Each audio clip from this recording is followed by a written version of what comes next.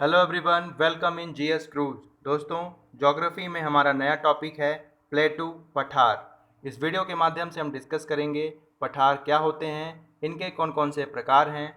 World के map पर हम विश्व के प्रमुख पठारों के साथ साथ इंडिया के मैप पर इंडिया के प्रमुख पठारों को देखेंगे। दोस्तों, यह टॉपिक एग्ज़ाम के पॉइंट ऑफ व्यू से काफ़ी इम्पॉर्टेंट है। यहाँ से डायरेक्ट क्वेश्चंस एग्ज़ाम में बनते हैं, इसलिए इस वीडियो को लास्ट तक ज़रूर देखिएगा। तो चलिए वीडियो को स्टार्ट करते हैं।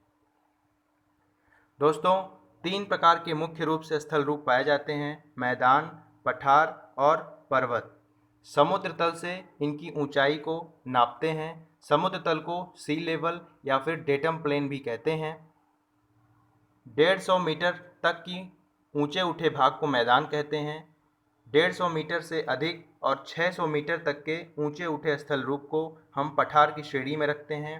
600 मीटर से अधिक ऊंचे स्थल रूपों को हम पर्वत की श्रेणी में रखते हैं। हमारा टॉपिक है पठार। दोस्तों, पठार धरातल पर विशिष्ट स्थल रूप होते हैं जो अपने आसपास की ज़मीन से पर्याप्त ऊंचे होते हैं। इनका जो ऊपरी भाग होता है वह नुकीला न होकर चौड़ा या सपाट होता है, इसे हम पठार कहते हैं। सागर तल से अभी हमने देखा इनकी ऊंचाई 600 मीटर तक की होती है, लेकिन जो तिब्बत का पठार है उसकी ऊंचाई 4 से लेकर 5 किलोमीटर तक की है। लेकिन सामान्यतः 600 मीटर तक की ऊंचाई वाले स्थल रूप को हम पठार की श्रेणी में रखते हैं।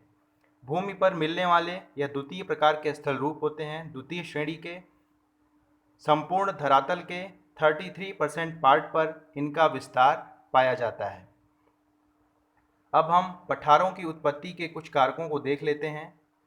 दोस्तों, भूगर्भिक हलचलें आप सभी जानते हैं पृथ्वी के अंदर चलती रहती हैं, जिनके कारण अगर कोई स्थल रूप है, स्थल भूभाग है, यह अपने समीप वाले भाग से धरातल के ऊपर उठ जाए तो यह इस स्थल रूप से ऊंचाई पर हो गया और इसे हम पठार कहने लगते हैं, यानी कि यह पठार की श्रेणी में शामिल हो जाएगा।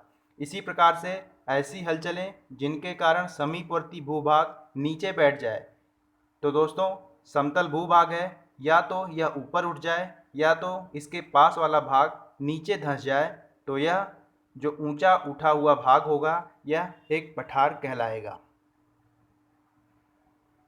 ज्वालामुखी क्रिया के समय जो लावा निकलता है, इसके जमाव से अगर समतल और अपेक्षाकृत पास की भूभाग से उठे हुए भाग का विकास हो जाए तो इसे भी हम पठारों की श्रेणी में रखते हैं।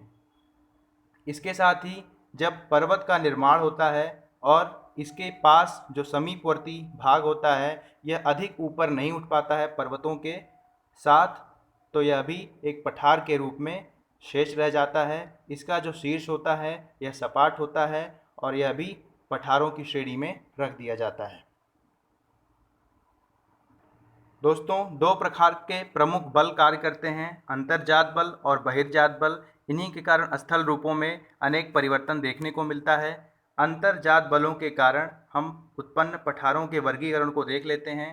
पहला हमारा प्रकार है अंतरा पर्वतीय पठार। ये ऐसे पठार होते हैं जिनका निर्माण भूगर्भ की आंतरिक शक्तियों के परिणाम स्वरूप, यहाँ हम जितनी भी पठारों की बात करेंगे यह सब पृथ्वी के अंदर होने वाले हलचलों से उत्पन्न पठार होंगे, वही यहाँ लिखा हुआ है। ऐसे पठारों का निर्माण भूगर्भ की आंतरिक शक्तियों के परिणाम स्वरूप होता है और उच्च पर्वत श्रेणियों के निर्माण के साथ ही पूरा होता है, और ये चारों ओर से पर्वतों से घिरे होते हैं। यानी कि यह पठार है, इसके चारों ओर कोई न कोई पर्वत श्रेणियाँ स्थित होंगी। इसका जो अच्छा उदाहरण है वह तिब्बत का पठार है, जिसके दो तरफ बड़े बड़े पर्वत स्थित हैं। साथ ही बोलीविया का जो पठार है यह भी अंतरा पर्वतीय पठार का एक अच्छा उदाहरण है। पर्वत पादीय पठार, यह एक तरफ से पर्वतों से घिरे हुए पठार अर्थात पर्वतों के सहारे विस्तृत पठार को पर्वत पादीय पठार कहते हैं, जैसे कि पैटागोनिया का पठार। दोस्तों, अगर पर्वत निर्माण हो रहा है और इसी के साथ एक ऐसा स्थल रूप जो कम ऊंचा उठा और उसका शीर्ष सपाट हो, तो इसे पर्वत पादीय पठार कहते हैं। नाम से ही पता चल रहा है पर्वतों के पैरों के पास, यानी कि पर्वतों के नीचे इनका विकास होता है, इनका जो शीर्ष होता है पठारों का वह सपाट चौड़ा होता है। अगला हमारा प्रकार है तटीय पठार। ये सागर तटीय क्षेत्रों पर स्थित पठार होते हैं, जैसे कि अभी हम आगे देखेंगे लॉरेंशिया का पठार। अगला है गुंबदाकार पठार। दोस्तों, पृथ्वी पर कई प्रकार की अंतर्जात बल होते हैं।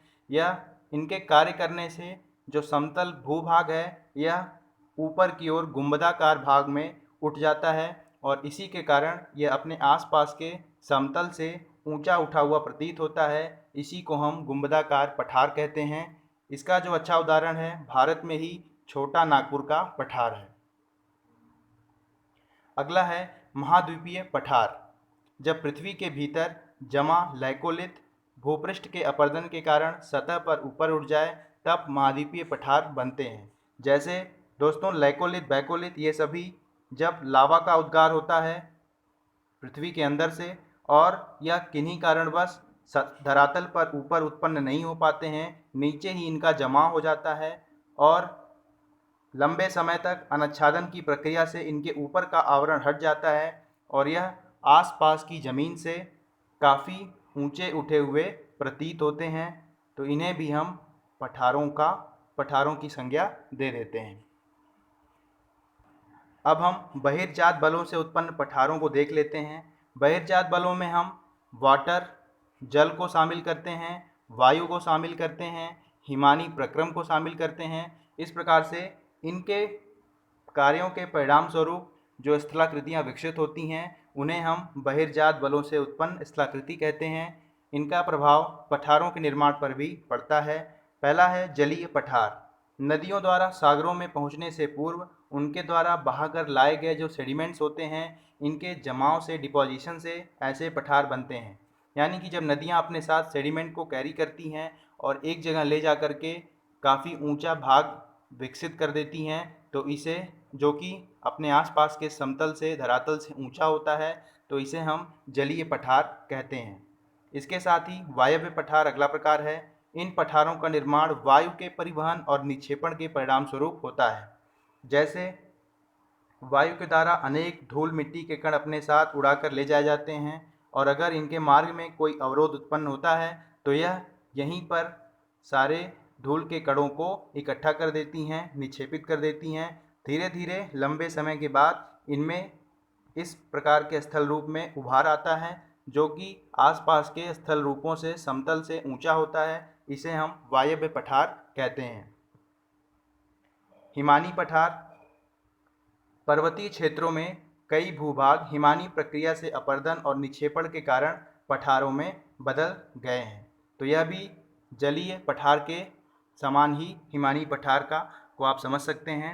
उष्यंत पठार कौन से पठार होते हैं? ऐसे पठारों की उत्पत्ति ज्वालामुखी उद्गार के समय लावा के धरातल पर फैलकर जमा होने के कारण उत्पन्न होती है। जब ज्वालामुखी का उद्गार होता है तो उसके साथ आप सभी जानते हैं धरातल पर लावा का निक्षेपण होता है। लावा जब जमाव के कारण समतल पर फैल जाती है तो इस प्रकार से यह आसपास के समतल से ऊंचे उठे हुए प्रतीत होते हैं। इन्हीं को हम उष्यंत पठार कहते हैं।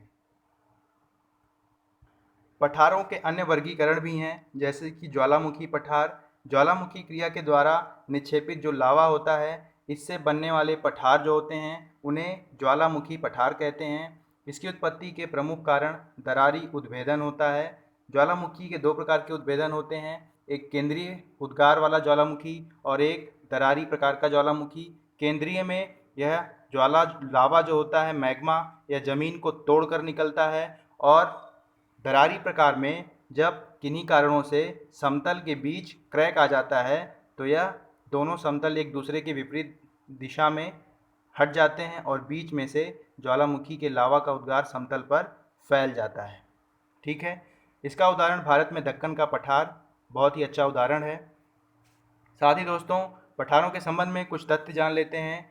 पठारों की जो चट्टानें होती हैं वह सेडिमेंट्री रॉक्स होती हैं, अवसादी चट्टानें होती हैं और इनके जो पत्थर होते हैं वह बलुआ पत्थर और चूने पत्थर जैसे चट्टानें इसमें पाई जाती हैं। आगे बढ़ते हैं। इसके साथ ही मर्ग पठारों से संबंधित है। जम्मू कश्मीर, भारत के जम्मू कश्मीर में हिमानी निक्षेप से छोटे छोटे पठारों का निर्माण होता है जिन्हें मर्ग या मार्ग कहते हैं। आपने गुलमर्ग नाम सुना होगा, गुलमर्ग का पठार इसका अच्छा उदाहरण है। साथ ही मेसा भी पठारों से संबंधित है। मेसा यह क्या है जान लेते हैं। कठोर चट्टानों से निर्मित सपाट संरचना जो कि पठारों पर अवशेष के रूप में अपरदन के प्रभाव के बावजूद बची रह जाती है, इसे मेसा कहते हैं। और जीर्ण पठार या वृद्ध पठार की पहचान इसी मेसा से होती है। समझ लेते हैं दोस्तों, पठार का निर्माण होता है और इस पे अनेक प्रकार के बहिर्जात बलों का प्रभाव, जल, वायु, हिमानी आदि का प्रभाव पड़ता है। तो पठारों की जो मुलायम चट्टानें होती हैं उनका अनच्छादन हो जाता है, वह छँट जाती हैं। लेकिन जो कठोर चट्टानें होती हैं वह अवशेष के रूप में बची रह जाती हैं और इन्हीं को हम मेसा कहते हैं। और यह जीर्ण पठार यानी कि वृद्ध हो चुके पठारों की पहचान कराती हैं। अब हम वर्ल्ड के मैप पर महत्वपूर्ण पठारों को देखते हैं। यह विश्व का मानचित्र है। सबसे पहले हम नॉर्थ अमेरिका और ऑस्ट्रेलिया में पाए जाने वाले प्रमुख पठारों को देखते हैं। यह नॉर्थ अमेरिका और ऑस्ट्रेलिया का मैप है। इस पे हम इसके प्रमुख पठारों को देख लेते हैं। सबसे पहले हम ग्रीनलैंड पठार की बात करेंगे जो ग्रीनलैंड पर अवस्थित है। इस ग्रीनलैंड पर डेनमार्क का अधिकार है, आप सभी जानते हैं। ग्रीनलैंड पर डेनमार्क का अधिकार है और यह ग्रीनलैंड पठार जो कि फिजिकल रूप से नॉर्थ अमेरिका के समीप अवस्थित है। अब हम नॉर्थ अमेरिका के प्रमुख पठारों को देखते हैं। इसमें हम कनाडा के पठारों को देखते हैं। लॉरेंशिया पठार, कनाडियन शील्ड, यह कनाडा देश के प्रमुख पठार हैं। इसके बाद हम देखते हैं यूएसए के प्रमुख पठारों को। यॉर्क पठार, दोस्तों यह जो भाग है यह यूएसए का इस पर अधिकार है।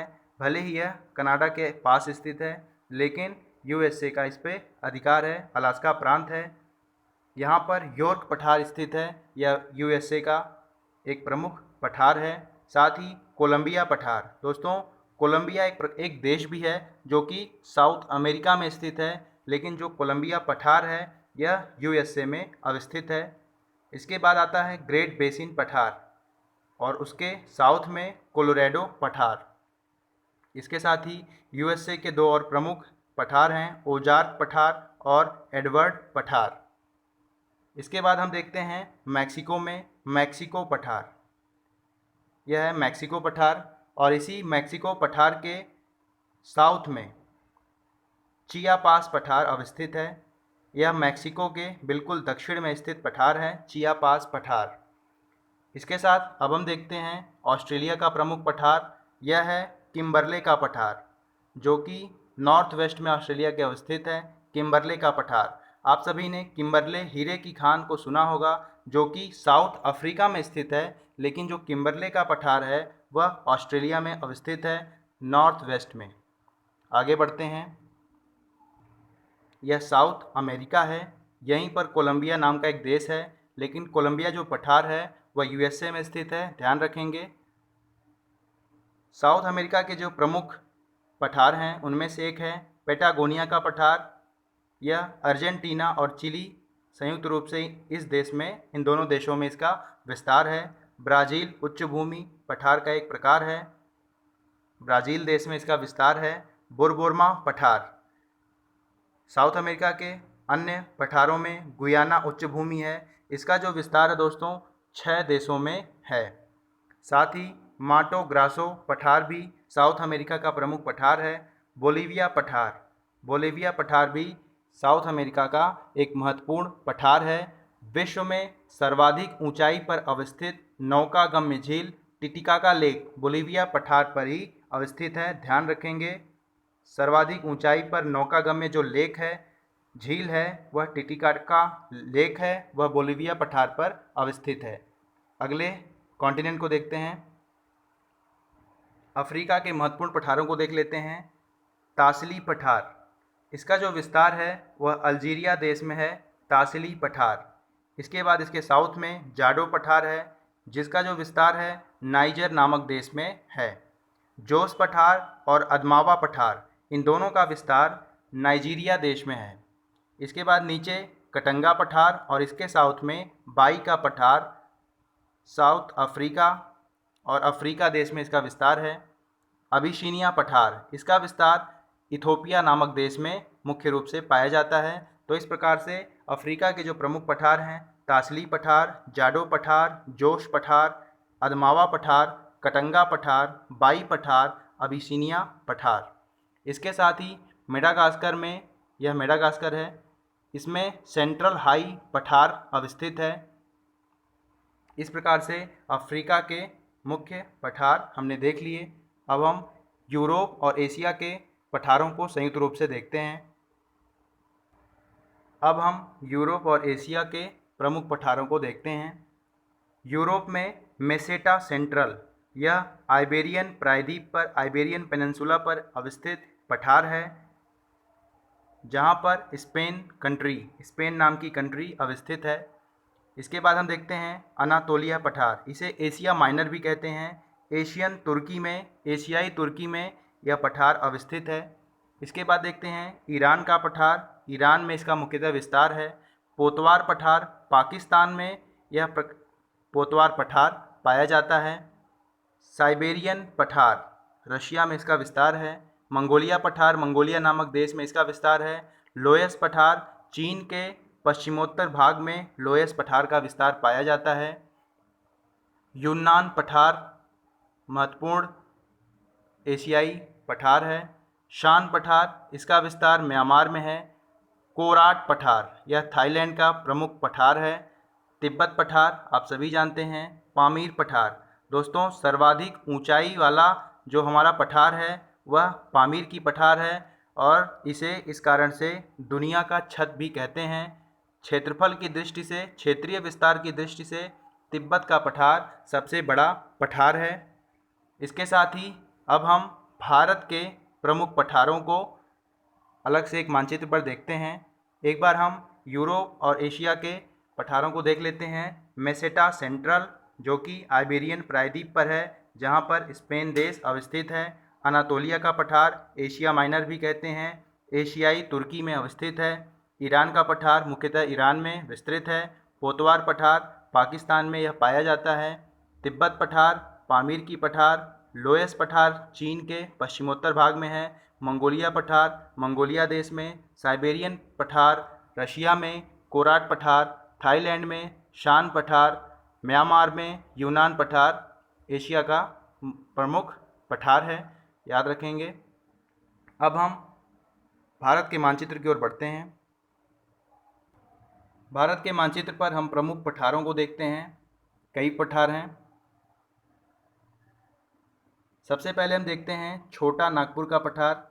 इसके नॉर्थ में हजारीबाग पठार है। इसके साउथ में रांची का पठार है। यह प्रमुख पठार है। छोटा नागपुर पठार भारत के ईस्ट में स्थित है। अगला है बुंदेलखंड पठार। इसका जो विस्तार है वह उत्तर प्रदेश और मध्य प्रदेश दोनों में है।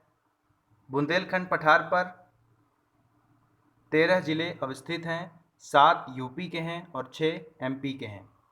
तो इनका विस्तार उत्तर प्रदेश और मध्य प्रदेश दोनों में है। बघेलखंड का विस्तार उत्तर प्रदेश और मध्य प्रदेश में है, लेकिन मध्य प्रदेश में बघेलखंड का विस्तार सर्वाधिक पाया जाता है। मालवा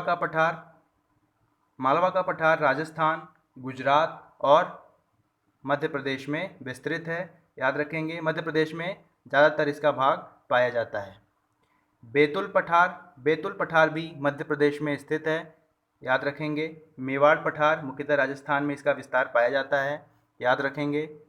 अगला है दोस्तों, ये जो सभी पठार हैं यह सभी दक्कन पठार का भाग हैं, याद रखेंगे। दक्कन पठार छोटे छोटे पठारों में विभाजित हो गया है। आप सभी जानते हैं एक बड़ा सा क्षेत्र मान लीजिए हम यह एक पठार मानते हैं। इसमें कई प्रकार की नदियाँ प्रवाहित होती रहती हैं और इन्हें यह काटती जाती हैं, गर्तन करती जाती हैं। इस प्रकार से एक बड़ा पठार छोटे छोटे पठारों में विभाजित हो जाता है। वही यहाँ पर हुआ है। दक्कन पठार एक बड़ा पठार है जिसका आकार त्रिभुजाकार है और नदियों के प्रवाह के कारण, इनमें कटाव के कारण यह अलग अलग भागों में बँट गए हैं। महाराष्ट्र का पठार, कर्नाटक पठार, बेंगलुरु पठार, तेलंगाना पठार, तमिलनाडु पठार। महाराष्ट्र पठार आप सभी जानते हैं, इसका मुख्यतः विस्तार महाराष्ट्र में है।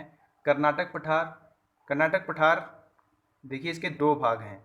उत्तर के पठार को मलंद कहते हैं और दक्षिण के पठार को मैदान कहते हैं। प्लेन वाला मैदान नहीं, इसका नाम ही मैदान ऐसे है, ठीक है। तो कर्नाटक के उत्तर के भाग को मलंद, दक्षिण के भाग को मैदान कहते हैं। कर्नाटक पठार की जो सबसे ऊंची चोटी है मुलानगिरी कहते हैं, मुलानगिरी, ठीक है। बेंगलुरु पठार, तेलंगाना पठार, यह सभी दक्कन पठार के भाग हैं। दोस्तों, यहीं पर रॉयल सीमा पठार है जिसका विस्तार कर्नाटक और आंध्र प्रदेश में पाया जाता है। और यहाँ पर दंडकारण्य पठार, जिसे हम बस्तर का पठार भी कहते हैं, यह स्थित है। इसका जो विस्तार है वो आंध्र प्रदेश, उड़ीसा और छत्तीसगढ़ में पाया जाता है। तमिलनाडु पठार, इसका विस्तार मुख्यतः दक्षिण में तमिलनाडु में पाया जाता है। तो इस प्रकार से हमने देखा। एक और पठार है शिलांग पठार, मेघालय पठार का एक भाग है। मेघालय पठार की जो सबसे ऊंची चोटी है, सबसे ऊंचा शिखर है, उसे शिलांग शिखर कहते हैं। शिलांग पठार मेघालय पठार का ही हिस्सा है। तो इस प्रकार से हमने देखा भारत के प्रमुख पठारों को। मेवाड़ पठार, मालवा पठार, बघेलखंड पठार, बुंदेलखंड पठार, हजारीबाग पठार, छोटा नागपुर पठार, रांची पठार और ये सभी दक्कन पठार के भाग हैं। महाराष्ट्र पठार, कर्नाटक पठार, बेंगलुरु पठार, तेलंगाना पठार, दंडकारण्य पठार, रॉयल सीमा पठार, तमिलनाडु पठार और शिलांग पठार अंत में। पठारों का यह टॉपिक यहीं पर समाप्त होता है। आई होप आपको वीडियो पसंद आई होगी। वीडियो पसंद आए तो वीडियो को लाइक करें। साथ ही हमारे दोस्त जो नए हों चैनल पर, चैनल को सब्सक्राइब कर लें और नोटिफिकेशंस के लिए बेल आइकन प्रेस कर लें। मिलते हैं अगले वीडियो में ज्योग्राफी के नए टॉपिक के साथ। Thanks for watching.